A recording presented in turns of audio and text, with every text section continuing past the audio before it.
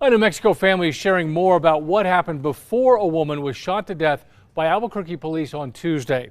APD shot Mariah Voigt after she pointed a phone that officers thought was potentially a gun. But the family wonders if that shooting might have been prevented. Here's News 13's Natalie Wattis. Mariah's family lives in Taos, and I spoke to them over Zoom today. They say they're devastated by how the police response unfolded. I received a call from my mom, and she was just screaming hysterically, like, no, she's dead. About 8:25, I received a call from an officer or detective, I'm not sure. All I heard was Mariah's dead. Mariah Voigt's mom and sister are in shock after a response to a stolen car Tuesday left their family member dead. The car that was reported stolen is my car. Mariah borrowed the car and hadn't returned it, and I ultimately reported it stolen.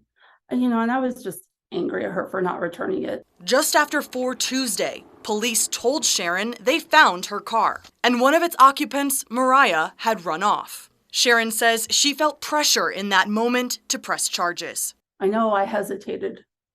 I honestly didn't want to press charges. Sharon says she knew Mariah suffered from drug addiction and was afraid of police. She knew she was going to have to go through withdrawals, and she was fearful of that. What the family doesn't know yet is why things escalated so quickly. The officers see her coming out, pushing her hands forward as if she had a firearm, and that's when the officers discharged, at least one officer discharged their firearm. But it wasn't a gun Mariah was holding, it was a cell phone. I just don't understand, something could be mistaken for a gun. What does that mean for people that have these? Everyone has one. That just means that their safety is more at risk because they can't recognize such objects. The family questions APD's level of force over a stolen car. Where is their training?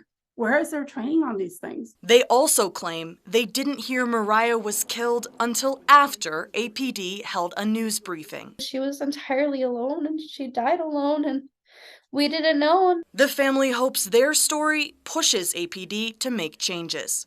We don't want this to happen again. It's so wrong. It's so wrong. They remember Mariah for her generosity and kindness. She cared for others more than herself. Now APD is still investigating the shooting and hasn't released any police video yet. Back to you. Natalie, thank you. We reached out to APD to try to find out the name of the officer who fired their weapon. We have not yet heard back. Chief Medina did say in a news conference that officer is on leave.